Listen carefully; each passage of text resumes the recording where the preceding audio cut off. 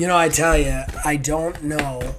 I came to a realization today that, when I started the channel, but when we all got it going, the goal was always make partnership program on YouTube. Yeah. I don't know if I would accept if they offered it to me. Really? Yes, and I realize that now after basically 30 days of watching unskippable 30-second to minute political ads that I can't take it anymore. I don't care either side. These ads are terrible. They're all bullshit. Yeah. And what bothers me is I don't know that I could contribute to that without having any say over what's there. It's one thing when the ads are manscaping things or products. It's another thing entirely when it's these ridiculous political ads that I can't deal with for extended periods of time. I don't know if I could do it. I don't know if I could be in the partnership program and have that shit on my station. I don't know. Yeah, it's already I'm just so ready for everything to be over. I've been kind of into politics, not into politics, but paying attention to things and all that sort of stuff for a while now. And in the run up to the midterms, it was very much okay, what's going to happen here, what's going to happen in this state, that and everything, this, that, and the other. I do this thing all the time now where I always have Hulu going. I've been watching lots of Archer lately when I've been doing things. So it's either when I am in the kitchen or actually in the shower. I bought a little phone container so I can watch stuff in the shower. Oh my which is God, really dude. ridiculous. That's but ridiculous. It's amazing. But it is amazing at the same time. Oh, but no, every single, oh my God, every 2 seconds there will be ads literally for a candidate, and then the next one is against that same candidate using almost the same exact phrasing from and they're insane. And the ads are so polarized that if you were voting, the only people who are listening to that ad are people who were already gonna vote for that guy. It's insane, and they're crazy things. One side will be this guy, he just flies terrorists in, just flies them in on a plane, and then the other one's this guy killed my mom. I'm what? This is insane.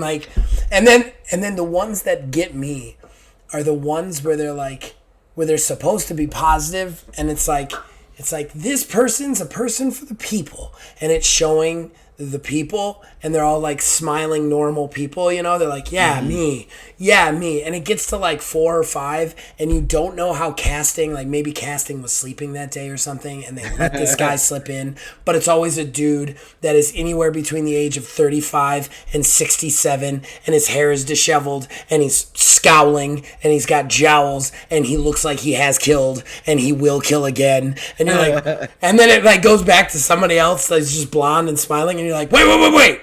Who was that last one? Another guy's on a list somewhere. He's on a list. We gotta get that guy. How did he get there? Just brr. Time to get your fix.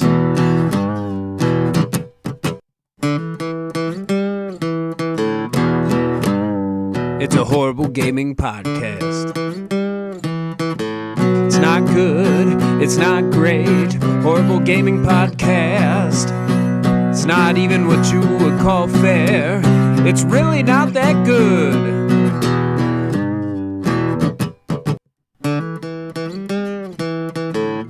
Horrible Gaming Podcast. Hello, my name is Zachariah with Old Man Gaming, and you, dear listener, have decided for whatever reason to tune into another Horrible Gaming Podcast. Yes, my voice is still fucked up. It just is. I am not alone, though. With me, mostly never, mostly always. I don't know. Whatever. Words. With me is... It's Neil, aka Tiny Wizard. Yes. Damn. Neil is with me to ease my voice. We're unfortunately going to talk about the same bullshit we always talk about, apparently, because that's the one and only news story anymore. But before we get into that, if you haven't decided to immediately turn it off, knowing what we're going to talk about now, we have to thank the people that made this possible. Number one, behind our ugly mugs, you see a picture. That picture was provided by Mr. Mark Bell. We thank him for that. And then the theme song for this show and all shows here at Old Man Gaming is provided by the man who makes the music, my brother, Nick Van Siders. We thank him for that.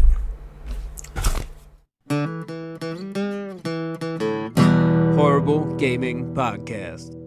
All right, so fan interaction. Here we go, guys. That's our first segment, our most important segment.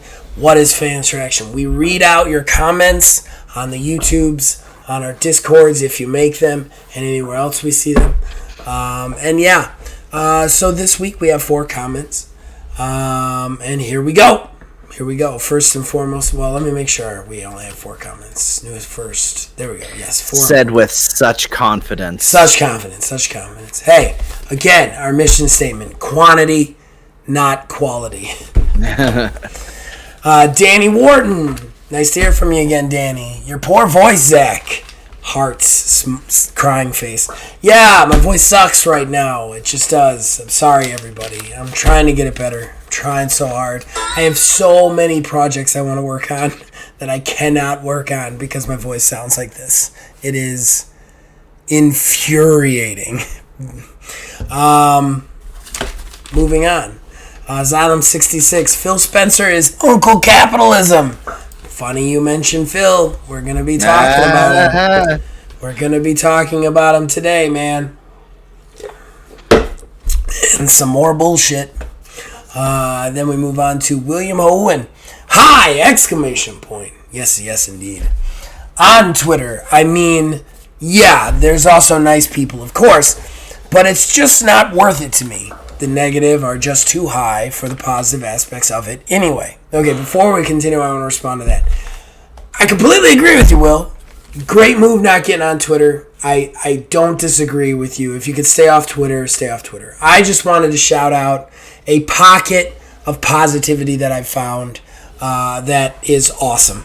That's awesome to be in. That's all I wanted to. I wasn't arguing for Twitter. I was arguing for the TTRPG community on Twitter. If that makes sense. Oh, yeah. Then continuing with Will's post. On seeing end credits of games, try to take a look at games, trophies / achievements of games you're playing. And it's really surprising to see how few people are finishing their games nowadays. This is true. I find it interesting when it's a rare achievement when I finish a game. It used to be that was like, and that was the one everybody got. That was a freebie.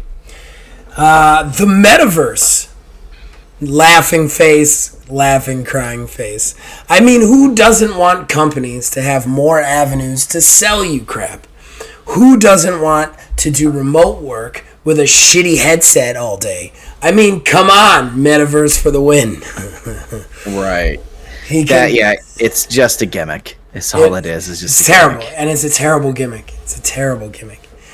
He continues, companies always do that. Grocery stores here made the news for recording profits during the pandemic. Yep. For record profits during the pandemic. A few months later, they were raising food prices because of the hard times brought on by the pandemic. They just want more. They know they can get more, so why not? We're going to be talking about that a lot today, too.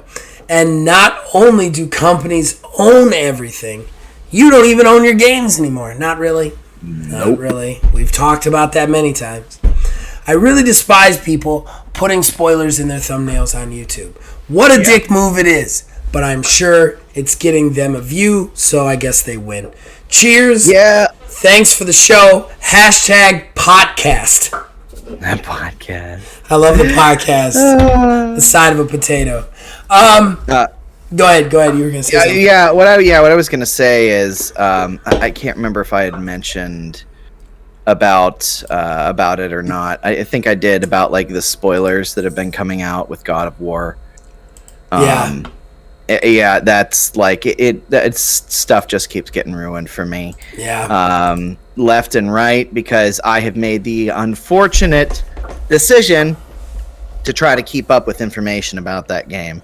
I mean, by the time people are listening to this, I have only one day until it arrives at the house.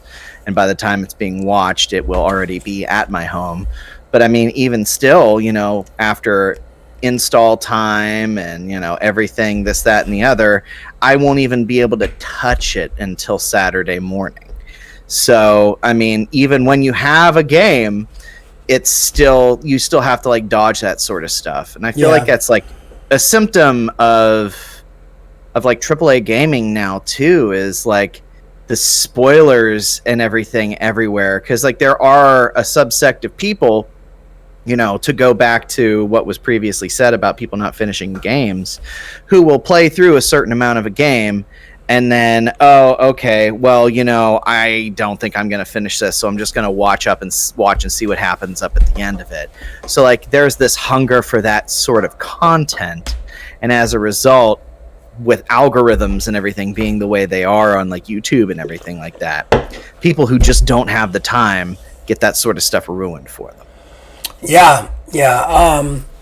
I want to actually step off games for a sec. Wrestling is terrible with this shit. I subscribe to a few wrestling YouTube channels where I get my wrestling news. Especially one of them is the ups and downs for What Culture, which I love the show. I love Simon Miller. They're great. They're great reviewers of wrestling. If you don't want to watch wrestling but you want to keep up with it, it's great. They do every show. Here's the problem. If there's a title match on that show and it changes hands in the main event, the fucking thumbnail will be the guy who won holding the title over the broken body of the opponent, like stuff like that. Like, please stop. Like, show a move in your whatever thumbnail, but don't show the fucking... Because the minute I open YouTube, because I'm usually watching the shows a day after, the minute I open YouTube, it's over. Like, yeah. It's just spoilers in the headlines. Wrestling is extremely bad for that. I know a guy, actually, Asylum66. He watches wrestling way back. Like, he's got a backlog of wrestling. He usually watches it like a month prior. I don't know how he fucking does it, because if you get on YouTube and you watch wrestling, boom, it's just everywhere, man. It's just like, you know everything that's happening, whether you want to or not. It's very frustrating. Mm-hmm. As far as, you know, the other stuff, the company stuff, we're going to be talking about that today, so rather just save it till the nightmare begins. Mm-hmm. All right, Jason. Iridescent shards raining on my head, blood points sleeping from all the campers dead. He is, of course, speaking of Dead by Daylight, which he is very into right now. More power to you, Jason. More power to you. And that's it for Fantraction. I do want to make a quick disclaimer. If Neil had an echo for the first 10 minutes of this show, that's on me. I had a setting wrong. I have since corrected it.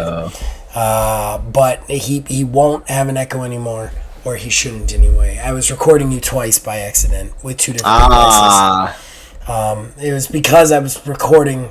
I don't want to explain it. It's technical gobbledygook.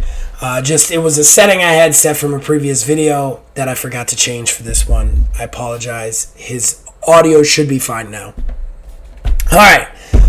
So today, you may have surmised, we are talking about Phil Spencer again. Again, the news of the day is the ongoing embattled Activision deal. But Phil Spencer has made a very interesting statement that we're going to be talking about in the talking point coming up. So if you want to hear me rant about that shit for a 97th time, stay tuned. Whee! Horrible Gaming Podcast. All right, so that brings us to our talking point. Yay! Phil Spencer, in an interview, he was asked about the Activision Blizzard merger and the embattlement around the Call of Duty licensing. And he has said, and I quote, "We will ship Call of Duties on PlayStation as long as there is PlayStation systems to ship them to. Those are his words. Those are his words exactly. All right, so who's going first? I mean, which do you want to go first? Because I got a lot to say about it. I don't. You know what? I'll just get it out there, and then I'll just let you go. Go for it. This 100% is reactionary. There's no realm in which this is him making the conscious decision to say, oh, yeah, well, Call of Duty is going to be, of course, Call of Duty is still going to be on PlayStation.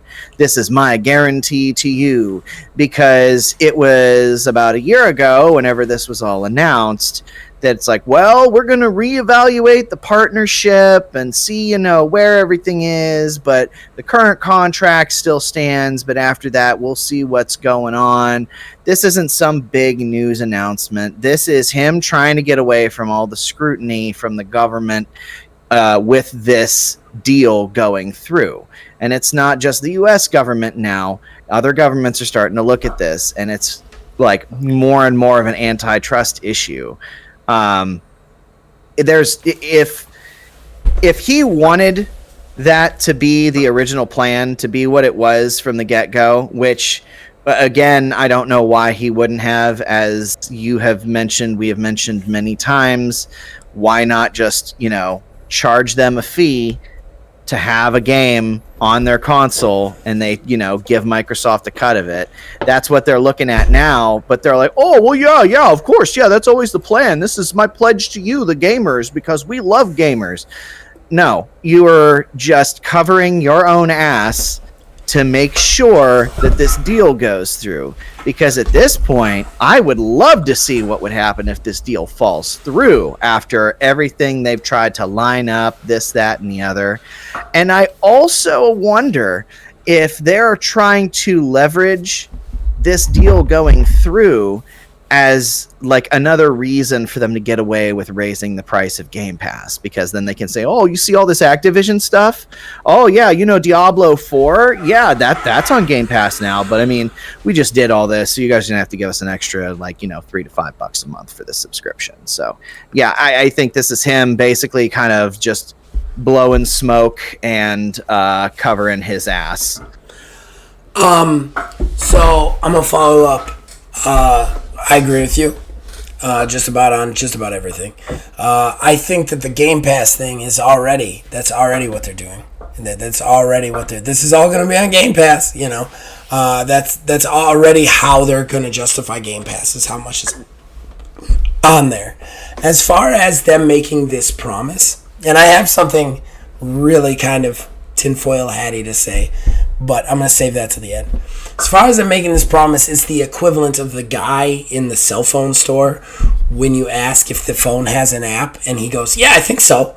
Like, that's what this is. It is not like Phil Spencer didn't put in writing anywhere, Call of Duty will always be on PlayStation. He didn't. He said it in an interview, and that's it. And you want to know why he said it in an interview? Because Sony's biggest argument against against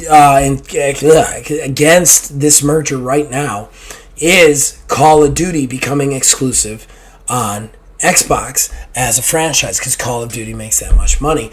This is one of the big reasons that it's having such a hard time getting approved by the FEC, the SEC.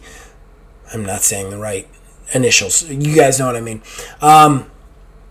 That's why he's having a problem with the FTC. That's why he's having a problem with it. He's saying this outwardly to try and lessen that blow, because those are the kind of sanctions that are going to come down for this deal to go through. Anyway, he knows that he's got to make that promise. However, I want to say this right now.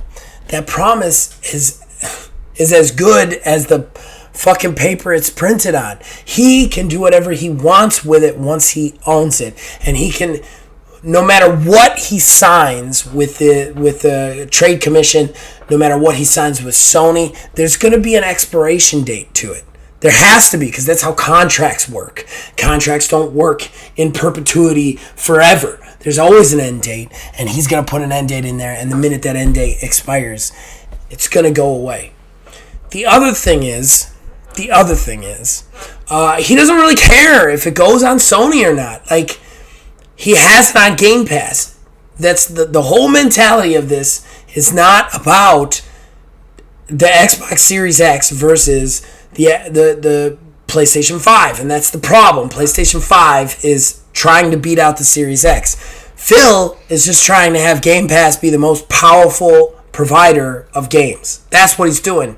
That's what raises his stock and raises his stake, because the Series X is an accessory for Game Pass. That's what it is. That's what they all are, is how well do you want your Game Pass to play. That's their entire marketing scheme. So, like, him getting these on, even if they go to PlayStation, all right, well, you can pay $50 on PlayStation, or you can find a place that has Game Pass and play it there. I also want to say, tinfoil hat time. Didn't this kind of sound like a veiled threat? Why did he put that at the end? Like, he could have just said, we're always going to put Call of Duty on PlayStation. He made sure to say, as long as there is systems coming out. It was weird. It was like a weird flex. It was like, he was like, yeah, as long as you're making consoles, I'll put it there. Good luck with that. You know, like, what the fuck? It was like some sort of weird high school Mean Girl comment that it rattled my brain, because I saw this on IGN. The whole Phil Spencer, because the IGN headline was just Phil Spencer promises Call of Duty will always be on PlayStation. So I clicked on the link, and then it gives the actual quote. And the actual quote is like, as long as it has consoles, we'll give it to him. Like, why did you put that sentence in there? That is a very weird sentence, especially for a statement like this isn't a contract. You're not writing a contract here. This is a statement that means nothing in the general scheme of things. Why would you make sure to point out that PlayStation might not have consoles in the next couple of generations? That's a weird flex and felt kind of like a fucking threat to me. Yeah, when you say it like that, it's like a loan shark. Yeah, as long as you still got kneecaps, you can walk. Like, yeah, what? yeah, yeah. It did. Yeah. It felt real weird to me. Yeah, I mean, we all know at this point that Game Pass is the moneymaker for Microsoft. They've said it as much, and I don't think we covered it last week, but I guess Phil Spencer said they lose like $200 on every single Xbox Series X that they sell. Yep. So they're selling the hardware at a loss to sell you the software, which is kind of how it's worked forever in perpetuity. The console doesn't turn a profit on the hardware for a while, until it like actually gets a cut, price cut. But that's the thing, is like at the rate that we're going here with this long drawn out process, it's just like there's still so much that we don't fucking know about what is going to happen after this, goes through. What Microsoft is going to withhold for themselves, what they're going to allow other people to have, what other consoles, to have, platforms, whatever, and why they allow them to have whatever it is that they're going to get. I mean, sure, they're, saying now, like you'd mentioned, oh yeah, they're going to continue to get Call of Duty on PlayStation. That's totally fine. Don't even worry about that. But that is a how long situation. What if, something happens to where I don't know, some crazy random shit, for some reason, let's say Sony has a competitor to Call of Duty that actually takes off and is like just as popular. Then at that point, does Microsoft, say, oh, well, we change our mind. We don't want to play with you anymore because you have this, or like, we're only doing it because we wouldn't be able to get your, entire ass company from Activision Blizzard, otherwise, if we didn't give you this just one thing. And it's almost as if he thinks that the entire deal hinges on Call of Duty. But it's not that. It just happens to be like one of the world's most popular games. There's other games like we mentioned, like Diablo, Overwatch, stuff like that. World of Warcraft, for that matter. Yeah, World of Warcraft. He seems to be stuck on Call of Duty. And I almost wonder... I'm sorry. I don't mean to interrupt. Finish. It's just weird because, all of the arguments that have been made like by government entities is like, well, Activision owns Call of Duty and that's the number one game. And he's like, well, yeah, of course they're going to still get Call of Duty, being very reactionary to the concerns that are being brought up. But nobody is really looking, I don't feel at least, looking at the whole picture of the whole sale of Activision Blizzard and what exactly that means for one company to own all of that and be in control of all that. Well, I mean, you then stack Activision Blizzard with Bethesda and then everything that Microsoft already had. But aside from that, I'm gonna agree with you 100%. I know everybody loves it when we fight, but I'm gonna agree with you 100%. I think this is actually not a mistake on Phil Spencer's part. I think Phil Spencer is trying to make that sacrifice so that he could take everything else away. Because really, that's Sony started the Call of Duty argument. Sony was like, Call of Duty is the biggest money-making game in the history of games. To take it away from us is kind of a monopoly into itself. Like, this is wrong. And that's brought on the FTC thing. And I think personally, I don't know if I should give Phil Spencer this much credit, but he's kind of an evil mastermind. If you recall correctly, way back after the Activision sales started to go through, Phil Spencer had an interview back then before Sony was saying anything. And he had made a mention of Call of Duty. Now, he didn't say he was taking it off PlayStation, but he said specifically, we will honor all agreements that are in place right now. But he went out of his way to say that. Okay? Then all of a sudden, Sony's like, what the fuck? You can't take Call of Duty off the table. I kind of feel like the FTC immediately was like, this is too big. So Phil was like, I'm going to make everybody get mad about Call of Duty so that I'll give them Call of Duty because I was going to give them Call of Duty anyway. And then I get everything else. Nobody's going to be upset about when I put Diablo on Xbox, when I put World of Warcraft on Xbox, when I put Overwatch on Xbox.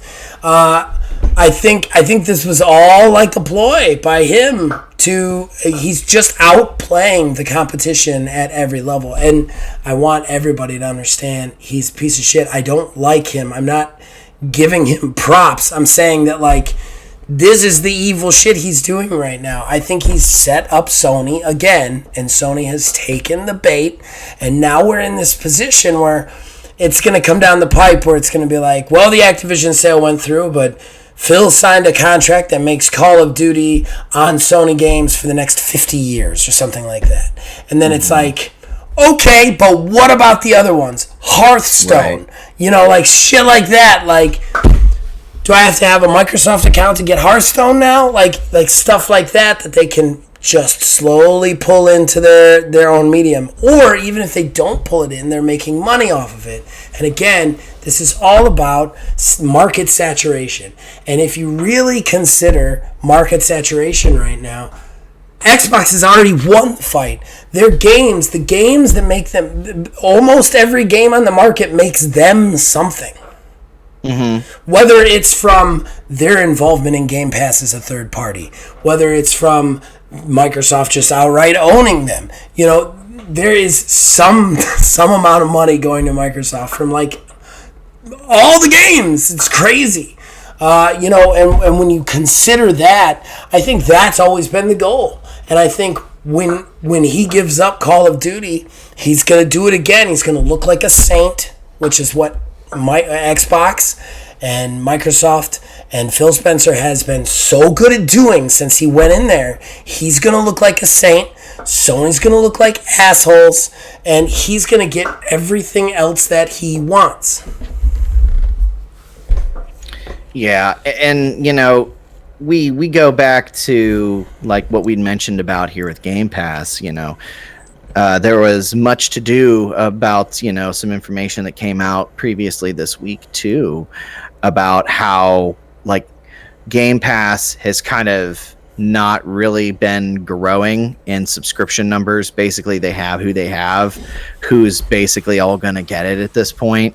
They're not, they don't have anybody else extra that they're really trying to rein in. And I almost wonder if this is another leg to that, like if this is like a grand scheme. So yeah, sure, they'll kick the price up whenever this goes through, but at the same time, they'll be expecting more subscriptions for Game Pass when this goes through. What's weird is I don't think they're expecting any more subscriptions for Game Pass because I think they have all the people. Like, I mean, not obviously all the people on the planet, but I think as far as gamers go, if you were to take a percentage of like the people who play games on the planet, like on a console or PC, I would have to say probably at this point they're looking at like a 70% buy-in rate, which is insane already. I would love to see those numbers. I'd love to see those numbers. I don't think that they can pull anybody else because the only people who aren't on Games Pass are people who only own Switches or Sonys. Like that's the facts. Like if you have a fucking Xbox, you've got Game Pass. It's just that simple. It's and everybody knows it. They've got just done such good marketing on it. And look, again, I said it I think last week or the week before. It's the most valuable thing in gaming. Honestly, if you're a gamer, it makes no sense not to have it if you have a way to play on it. Period. But like that's what bothers me about this whole saturation thing. Like, well, we've got to kick the price up eventually because we have all the people we're going to have. Yeah, but you have all the people. It's not like a bunch of people dropped off of it or people are sharing accounts or something. You just have all the people on it. Like, you don't need it. To also harken back to the hardware sales thing. And this is true. Most consoles actually sell at a loss because what they're trying to do is get you into their ecosystem, and then they make a lot of money off the sales of the games. This is the way it's been since basically PlayStation and Xbox came into existence. Possibly even before that, I'm not sure. But that being said, there is a clear difference with the amount of money being made off Xbox console sales to PlayStation console sales, and that difference is Game Pass, because they recoup all their costs, all their lost costs. Xbox does. They recoup them all off Game Pass, They just do. Sony is not recouping their costs, especially now with their shitty services now that have just made people mad. They're not recouping any of their costs off services or software. Somebody was like, I don't understand how they can make money off of it because it's only like $9.99 or $14.99, whereas every game is $50. I'm like, yeah, but you get that system, you're literally paying them that for the rest of your, forever. Right. And everybody else is paying them that forever. Whereas if you release a game at $60, some people buy it, some people don't. Like, whereas other people, you can get them on the whole, hey, here's a free month, but you give us your credit card, and then they just forget to turn it off, Like, there's so many ways to get people on subscription fees, more than actual physical sales. And that's what Xbox is doing. I don't think they're operating at a loss at all. At all. Whereas I think Sony is pushing into the losses because of the fact that they don't have anything to recoup those console sales. Even in games, like, they've got some games. I'm not going to say they don't, some quality games, but even those some of them have had some really nasty reviews. Some of them have been not the best experiences. And now you have, and none of them are playable on Game Pass. You have to buy them all at full price. Yeah, I mean, we kind of actually, what I'd mentioned before, too, the same side of the coin that, Microsoft is not really growing in Game Pass subscribers. Sony is actually the opposite. They're actually losing subs as it stands right now. So their subscription count is going down because nobody wants to, pay all that extra for the service that's basically an inferior version of something else that exists on Microsoft's platform. Yeah. And then, like you had said too, like in regard to like how they make money on the service. Perfect example. Myself, I got my Series X through Xbox All Access. Now, I went ahead and paid my whole thing off ahead of time here, so I still have another year of Game Pass Ultimate that's already prepaid for. If I had been paying for that, you're looking at about, what is it, $15 a month right now for Ultimate? Yeah. Yeah, that's $15 for Ultimate. Yeah, for it's still like $10 for like PC and basic Game Pass. Yeah, so I had Game Pass Ultimate, $15 a month. Put that over 12 months. Now that's $180. The last Microsoft game, Xbox game, I would have purchased would have been the last one I did purchase was Tiny Tina's earlier this year. That was it. So had I not spent that money, had I not had the subscription and just bought that game, that's all what they would have gotten out of me. Yep. But because I have that subscription, the only game that's on Game Pass that I would have bought the game of would have been Halo Infinite. Right. So in my case, granted, I'm already prepaid for it, but I quote unquote am a source of revenue for them, right? Because of the fact that I have Game Pass. I'm not running out and buying a single game. I'm signed up for a subscription for it, and they're making double, triple the amount that they would have gotten out of me. Well, and that's 100% true. You think about it, you got to think about it this way. You got to think about it like the difference between you spending $60 to have one game right then. Okay, But if we're just talking about that one game, or you pay me $9.99 for now, and then in the future keep paying me $9.99, and you can have the game now without paying the $60. I mean, yeah, at first you make less money, but over the long run you make way more. It's just simple. I mean, that's just simple, and you have to put every game into that. Yeah, I don't know. I feel like this all works back into that weird flex of like no consoles for Sony anymore. I think Sony is still in serious trouble. They're dropping subscribers. Xbox has all the subscribers. And, at some point, you've got to wonder what Sony is going to do because they have their heads firmly in the sand about what's going on. They still can't even really supply their consoles to people. Yeah. So I don't know. It's you're in troubled waters with that, and I think that Phil and this whole thing, it's a real dirtbag move. And I do want to just point out again, once he owns that game, once that company owns that game, whatever stupid interview thing he said is not going to matter. It's not going to matter. He could do whatever he wants with it, and that's what it comes down to. Yeah, especially when it's something that he and everyone else knows is something that people want. Yeah. So, I mean, okay, people are going to be pissed if he turns around and, is like, I changed my mind. No more Call of Duty on PlayStation. Everybody will freak out, and he'll be like, well, you know how you can still play Call of Duty? Get an Xbox, Yep, that's exactly right. All right, I think we've covered it, man. You want to go to odds and ends? Yes. All right, we'll be right back with odds and ends, guys.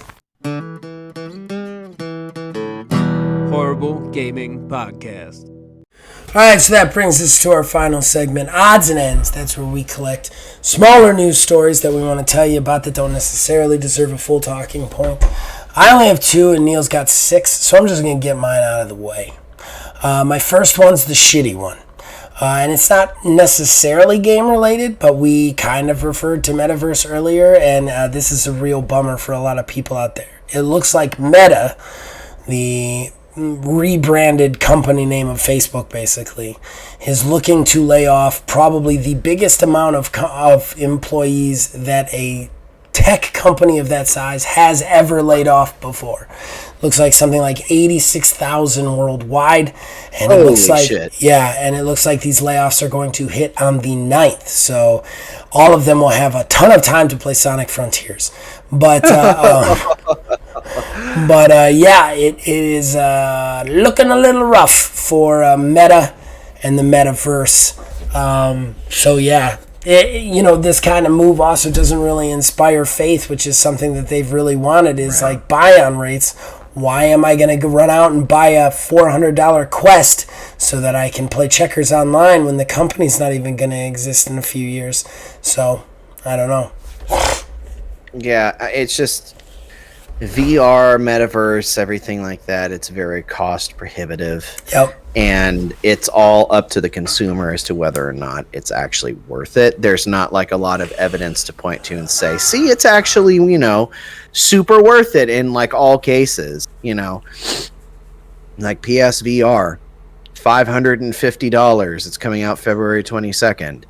Like, it's more expensive than the actual console itself. Yeah. Why? The attach rate was very low before. I can't imagine a higher price tag is going to help it. Why would you even bring it out at that point? Exactly. That one was mind-boggling. That didn't make my odds and ends, but that one was mind-boggling. All right, my other one. It seems like Lionsgate is shopping a game company to create a AAA John Wick experience. So if you're a John Wick game, there is one John Wick game out there, John Wick Hex, which is kind of a weird tactical shooter that I've always wanted to play. I've just never gotten around to. So they seem to be shopping for a AAA experience. If you guys need a writer, look no further. Or a designer, because I've got some really good ideas of how to make a John Wick game. I'm going to say that right now. Yeah, I wonder how something like that would come out. I mean, they'd probably time it with the movie. Well, no, they couldn't, because the movie's coming out in 23, right? We are well past the point where game companies can time anything correctly. That's fair. That's fair. Yeah, they'll probably... The next trailer comes out for John Wick, the fourth chapter, and then at that point they're also going to make an announcement for the game that's going to come out at the same time as the movie. Like, I see an announcement, but I don't see a game coming out with anything. Yeah. So that's all of mine, man. That's all of mine. All right, so I'm going to start. This one's kind of fun. Yay! NASCAR driver Ross Chastain made his way into a qualifier for a race. Now, why am I telling you this? That's a weird one. Yeah, so you already know what this one is. I don't. You said it's weird that you're talking about NASCAR on our show. So, he rode up the side of a wall in this race to eke out this qualifying position. After asking where this idea came from and why he tried to do it, he credited the 2005 NASCAR game on GameCube as you were able to do it in the game, and he legitimately wanted to try it to see if it worked. That's awesome. I mean, he risked his fucking life and limb for this shit. Risked his entire life for it, but maybe it's not worth it, man. GameCube, you can't die in a GameCube game. You could definitely die in real life at 200 plus miles an hour, but Bali for you that we know it works, I guess. I think I remember this game. I had played it at a friend's house once. And I know nothing about NASCAR. I don't watch it, anything like that. But whenever I would play this game, I would intentionally go backwards on the track and try to zigzag through all the oncoming cars. So, moving along here, EA and Marvel are apparently teaming up to make at least 3 games, with one of them being a previously announced Iron Man game. Yeah, I remember the announcement for the Iron Man game.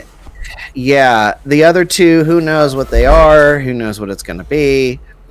I it's weird now that Marvel's trying to make this push into gaming, as outside of the Guardians game was like relatively, okay received, but like outside of that, there's only really been like culty sort of games like Ultimate Alliance, and I guess Marvel vs. Capcom kind of ish counts, but like I'd be interested to see what those games are, or what they want them. I mean, the Spider-Mans have been resoundingly successful. We can't write that off. Yeah. I mean, that one for sure. Yeah, that one I just completely had slipped my mind. But yeah, like obviously, I think the lack of success of Guardians of Galaxy is because it came from the same company that did Marvel's Avengers, and that was a shit show of a games as a service.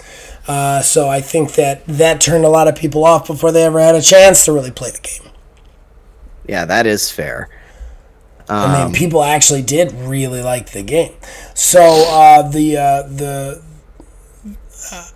don't necessarily think this is bad. I think it's weird that they selected EA. EA does not have the best track record with stuff like this. And honestly, what company are they going to give that to?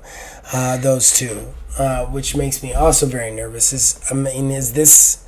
Like, they can't give it to BioWare. They don't have any studios left. So... Well, I do think... who is it? Was it Visceral? Is it... I cannot remember who does... who did the Star Wars Jedi Fallen Order. Oh! Respawn. Yeah, Respawn. They did an excellent job with Jedi Fallen Order. The problem is that they're also already working on 2 other Star Wars games. Right. So like, they can't throw a Marvel game into the mix. But, I mean, I don't think it's outside of the realm of possibility. I don't know. I would have waited for Respawn, maybe. Yeah, I agree. I don't know. We'll have to see what those are going to be a developing thing, because I'm very leery of anything EA creates since Anthem. As much as I like the game, they didn't stick with it. Now I've got just a case and a CD upstairs that's useless. So I don't, stuff like that. Like, not quite sure what we're getting ourselves into. Is it going to be a games as servicey thing? Is it going to be made by a quality studio? What are we looking at? I think it's very interesting that they're making an Iron Man specific game. Personally, what I really want to see out of the Marvel Universe that nobody's done yet, I want to see like a character creator and like you being able to make your own superhero in the Marvel Universe. I feel like that needs to happen. Like, I really want a customizable, play my own thing sort of experience in the Marvel Universe. Nobody's done that before. I mean, and they definitely haven't done it good. You look at DC Online, it's not great. I mean, that's what that is, but it's also not.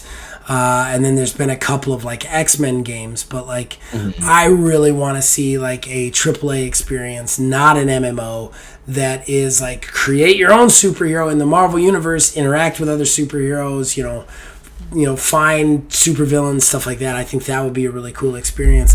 I'm kind of sick of like, because these characters are oversaturated a little bit.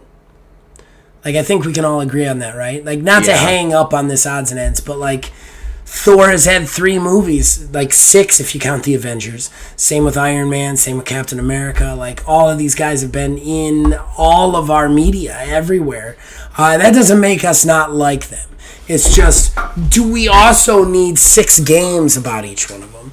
And I don't think we do. I think that we can get more creative with the Marvel Universe and still use those characters to enhance it. But I don't think people are as interested in playing Tony Stark Iron Man, over again than maybe making their own Iron Man, Yeah. I don't know, just it's too bad they already blew their load on the Avengers thing, because I feel like that would have been a perfect opportunity to test the waters. Yeah. Get like 4 or 5 games lined up that are like, it's like Iron Man, but like, 90% of the way through the game, surprise, Thor shows up for some reason, and like you can kind of control Thor briefly, and like, wow, that was really cool. And then like, surprise, the next game is the Thor game. Right. Yeah. And then like it builds toward like in the end like a proper Avengers. That would be really interesting. I'm not going to argue that. That would be a really interesting series of games. The only problem I see with that, my friend, is you realize how long it took us to get to the Avengers and then to get to Avengers Infinity War, and that's movies with a year or 2 year turnaround. We're talking about games that have a 5 to 10 year turnaround. I'm going to be dead before we see Avengers, you know? Hey, if they can do it with Final Fantasy games, god damn it. I mean, I'm going to be dead before they stop making Final Fantasy games. So I'm going to be dead before they finish Final Fantasy VII Remake. So fuck it. Yeah. So hell, I sound like I'm going to be dead tomorrow. This one, actually, had you not had any suggestions, I would have put up for a talking point. Oh, goody. Here we go. Yeah. So, animation director for God of War Ragnarok, Bruno Velasquez, confirmed in an interview that they really couldn't do what they wanted to do with the PS5 hardware in the game because they had to maintain the ability to have the game on the PS4. That's right, folks. Confirmation that the PS5 version of the game is only better visuals just because they had to make sure that they can put it on the PS4. Further shitting on Sony's initial "we believe in firm set generations" situation when they first announced everything. Yeah, that's my problem. It was always a lie. And they immediately backpedaled on it anyway. And I'm sorry, I missed. Which game was this? God of War Ragnarok. God of War Ragnarok. I like. This is the kind of thing that they backpedaled on this. They backpedaled tons on this after the chip shortage and they couldn't get these consoles in their hands. What bothers me even more is if they could have gotten these into people's hands, that means they were literally fucking you. They were literally telling you a lie, like basically, like, oh, you can't play this on the old one when you could have played all of those on the old one. I think that I mean, this is further Sony fuckery, basically. Yeah, basically. I mean, the reviews have come out for God of War Ragnarok at this point. The review embargo's up. It's ridiculous. It's 9s and 10s across the board. It's just too bad that, you know, we have one of the main people in the game who like helped to make the game said, yeah, like the game is good. We like what we did, ... but it's not what we wanted to do with it. Look, it's going to be more of the first game. That's what it's going to be. That's what all these sequels are with games. It's why franchises get a little annoying on in my opinion, is they don't change the way the game works at all. This game is going to be more of God of War. You know, that's what it's going to be, which is what bothers me, that it's getting 9s and 10s across the board. I'm sure it's a great game. I'm sure it's fine. I never played the first one, and I'm sure that was a good game. I'm just saying that, like, the first one was a 10. I highly doubt the second one, which is basically just the first one again, is a 10. Like, that right there would make me lose a couple of points, you know? Right. But aside from that bitchery, I mean, the only game that's leveraged the SSD technology is Ratchet and fucking Clank. Have fun with that one. I think that it's a little ridiculous that they went out of their way to point out that all their new games were going to be leveraging this technology, and literally none of them have except one. And like, what bothers me too is this was all a lie, because the chip shortage happened long after these games were in development. So that means, like, this guy's like, oh, we didn't get to do what we wanted with it. They were told from the beginning they couldn't do what they wanted with it. The beginning started before the chip shortage, guys. Like, That's the problem here, is these games were already in development. That means Sony was already telling them you had to make it cross-platform. Even though they didn't plan on making it cross-platform. They planned on lying to you about what those games could do and what kind of technology those games were leveraging. And they only backpedaled when they realized they weren't going to make any money off them because they couldn't get their console into your hands. Yep, and that puts us where we are right now, getting just basically watered down versions of experiences that could have been so much more. Yeah. So, moving on, speaking of games that have leaked, Sonic Frontiers has also leaked early, and there are videos everywhere of spoilers and this, that, and the other for the game. But what is very interesting about this, though, there are a lot of videos of people using that ability where you basically like draw a circle around an enemy to do an attack. It's called the Psyloop attack, and people have been drawing a lot of things with them. For some reason, internet being what it is, dicks! Drawing dicks. And what I find very entertaining is watching rings erupt out of them every single time somebody finishes the loop. Look, let's face it. There's nothing more Sonic than drawing a dick with your speed. Like, I'm sorry, that's Sonic to a T. I mean, maybe we don't want to admit it because it's mostly made for kids, but like, that's Sonic. That's nothing more. Sonic is the mascot that paints a dick like on the realtor's bench sign. Like, that's what he does. So that there's nothing more Sonic than this. I think the whole Sonic spoilers things is kind of silly too, because like, it's Sonic. What are the spoilers? Like, let me go ahead and spoil it for you right now.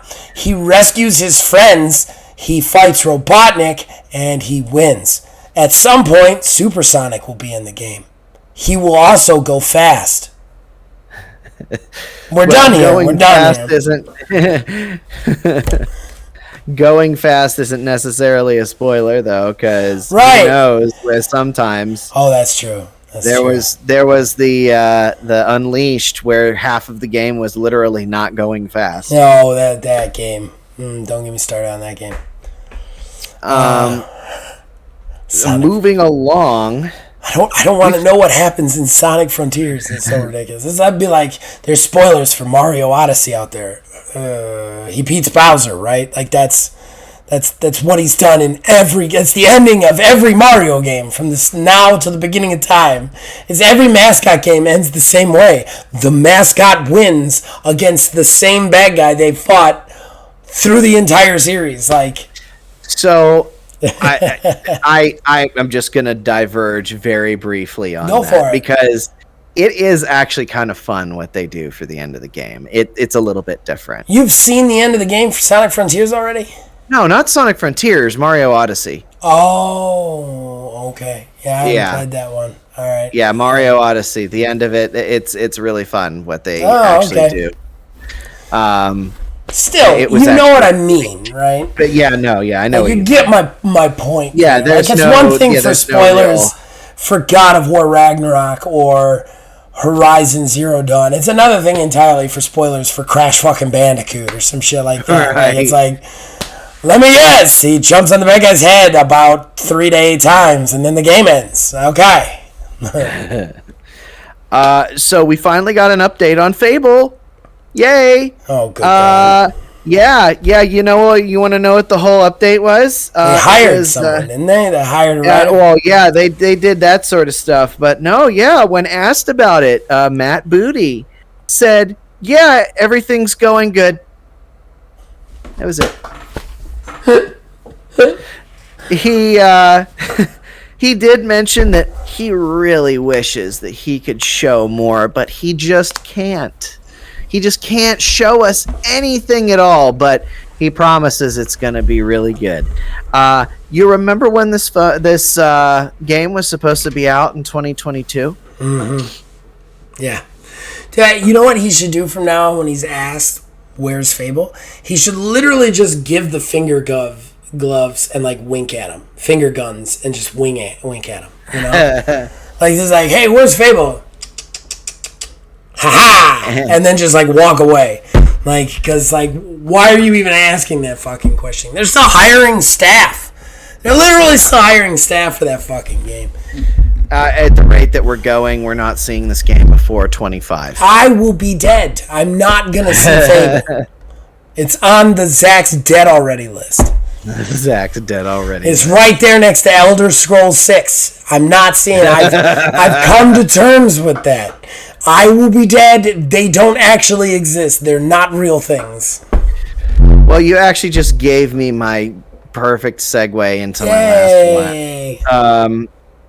So, in talking about, Bethesda and everything, Microsoft has now said that Redfall is coming out before Starfield. So... Starfield, the game that was supposed to be out in 5 days of time of this recording, is now not coming out until probably middle of next year. Yeah. Probably holiday season next year. Yeah. No. I mean, glad they delayed it. I think that game's a trash fire and people don't know it.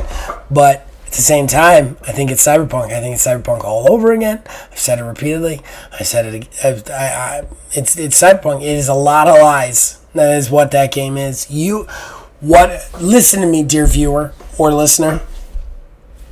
Whatever you're picturing, you can do in Starfield.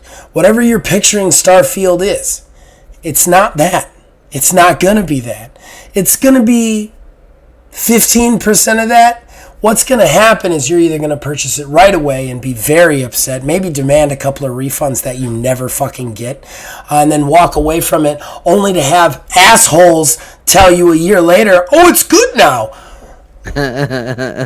Because they never played it in the first place and they forgot all the promises that were made to you in the first place. So now they just jumped into it because it was on sale and they're like, this is a good game. Why didn't anybody have a problem with this?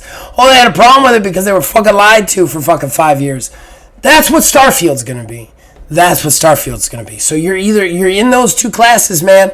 You're either the asshole who buys it right away and gets stuck with it and gets stuck with being upset and then upset later when the second people, the other people, buy it as assholes who don't ever realize what the problem was in the first place and then come to you and not understanding why you hate the game so much.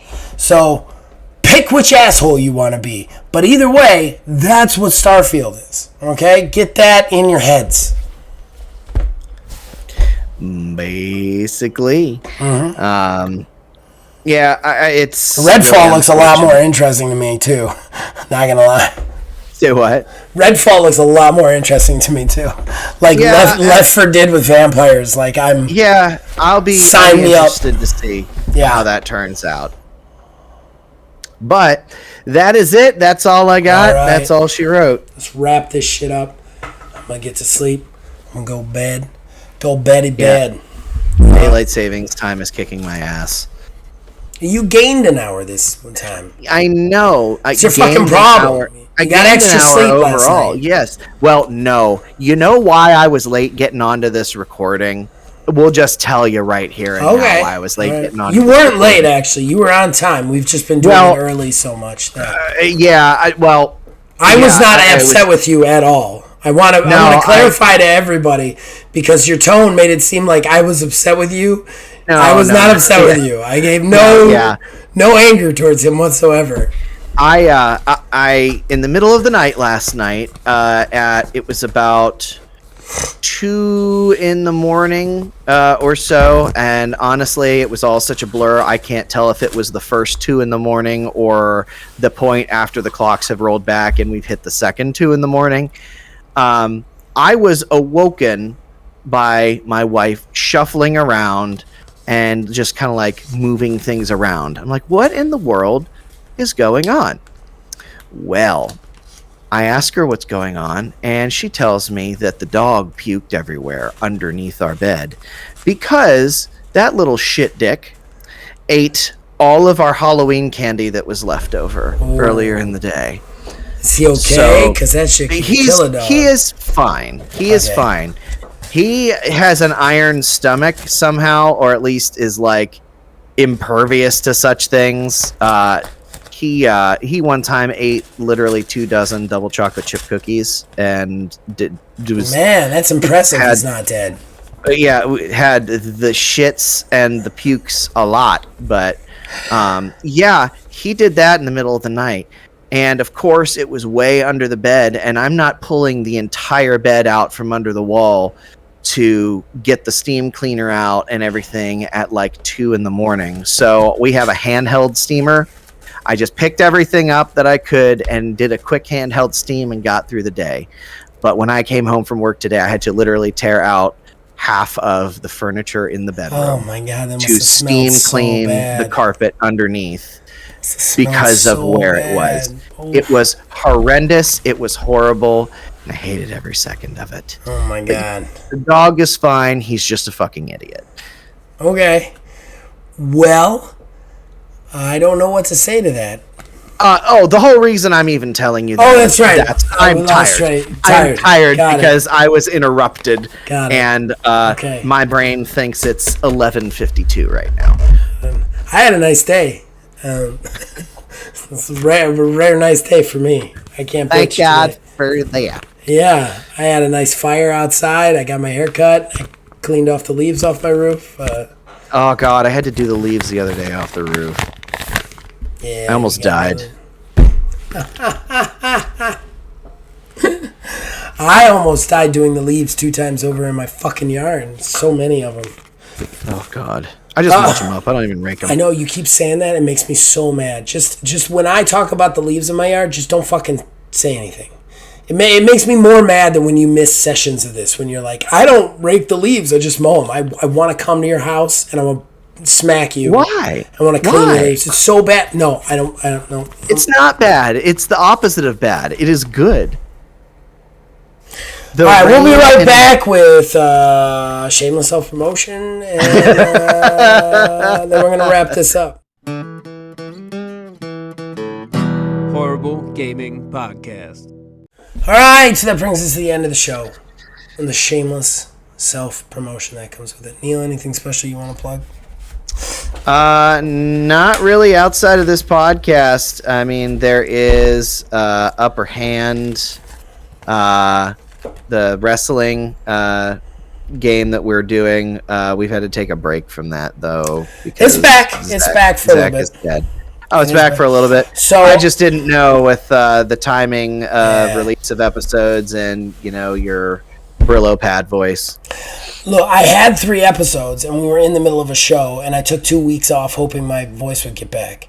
But I don't like releasing episodes of that show until we have episodes in the bank because we get behind. Right. So I had taken the 2 off. However, there's 3 episodes. Well, there's 3 episodes going to go up on this channel starting this Friday. And that will finish off show 4 where the Super Division title is decided. I cannot record more episodes until my voice gets better because I am the color commentary guy for all of these things because of my knowledge of wrestling over all the players' knowledge of wrestling. Nothing against them. They're just not, they don't know wrestling. So I don't know if we will have weekly after that Super Division show comes out. We might have to wait to get a bunch of episodes in the bank. But for the next 3 weeks, we will be wrapping up the show 4, and it is a big show for Neil and Chad Rover. So make sure you stay tuned to that. I also want to say to everybody about the Horrible Game Awards. So I have the cutoff for the Horrible Game Awards as far as when we will be cutting off for the nominations. So if you are going to be on the council, I've probably already talked to you once or twice, but the opening council message will go out on the 14th of this month. That will also be the cutoff for nominations of games. If you want to nominate a game to be in the Horrible Game Awards, whether you're on the council to decide or not, you can just post it on Discord. It doesn't matter. We will consider it no matter what. Nominations, no game made post November 14th will be considered for this year's Horrible Game Awards.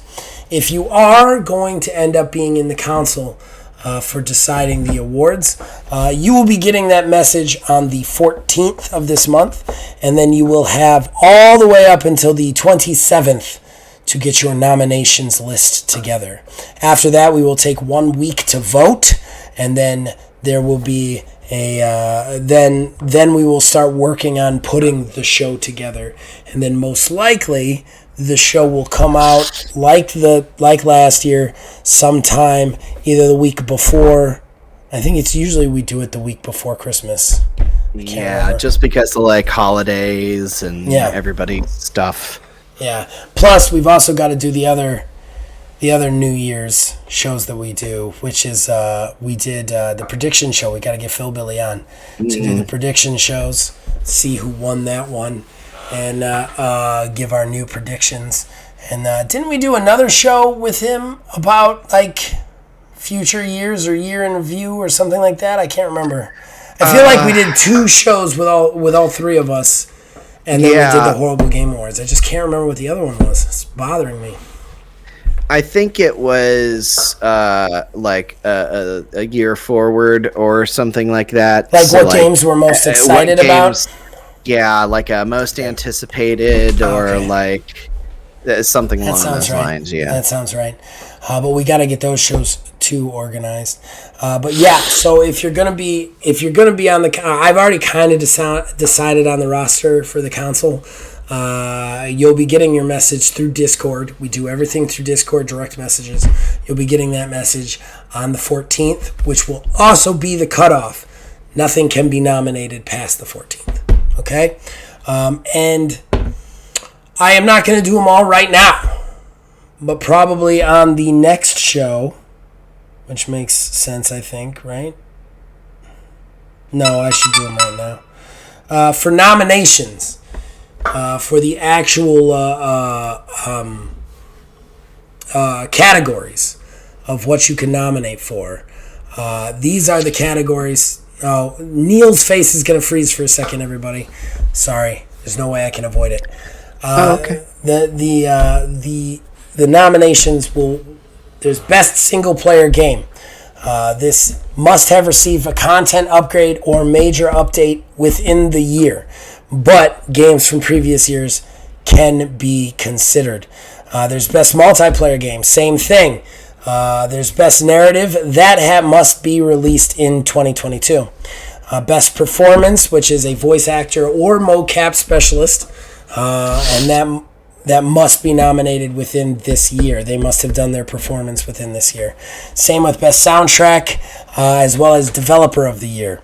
And then the big ones are Best Narrative. That is a game that must be released in this year, but it's Best Narrative. Storytelling specific. Best New IP, that is also in this year. And it must be the first entry into a series. It can be a spin-off as long as it's the first entry into a series. And then the Experience of the Year is our Game of the Year award. This is a Game of the Award. This is our Game of the Year award. Game must have received a content update or major update in this year, but previous years are considered. This is just the best gaming experience, in your opinion, throughout the course of this year. And now Neil will begin to move again on your screen. I've been given life. So, there you guys go. If you want to nominate and you're not on the council, please feel free to post it on Discord. If you're going to be in the council, wait, and you can give your nominations there. You can give it in public. You can also, you don't have to post your nominations in front of everybody in the council either. You can just send your list privately to me. I totally accept them that way. So we will get that going. So that was a really long segment. So you guys know where to reach us. Join our Discord, links in the description below.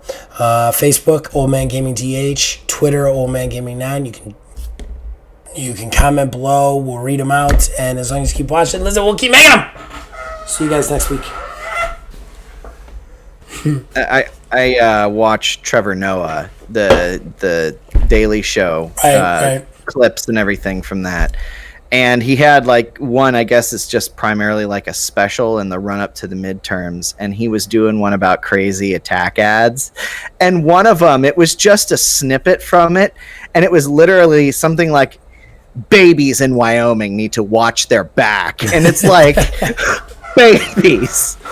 Well, babies. But it's totally viable with some of the stuff that like they put up there. Like, oh man, they're just all scumbags. It's like, man, I just feel greasy seeing those ads. And it doesn't matter which side. It's always like, this person's going to kill your children. And then the other one's like, this person killed my mom. And then it's like, holy shit, this is crazy.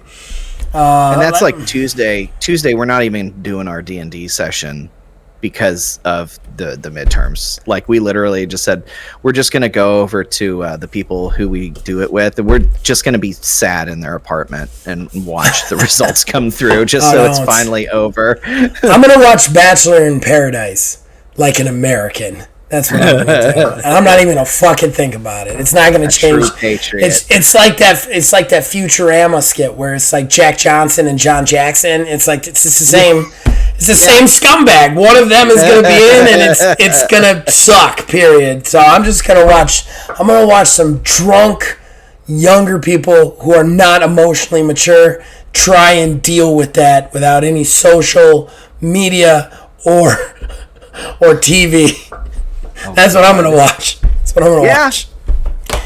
Honestly, about on the same equal footing, both of those things. Yeah. Mine's much more fun. I'm sorry. That's fair. I'm going to say that right now. Mine, much more fun to watch.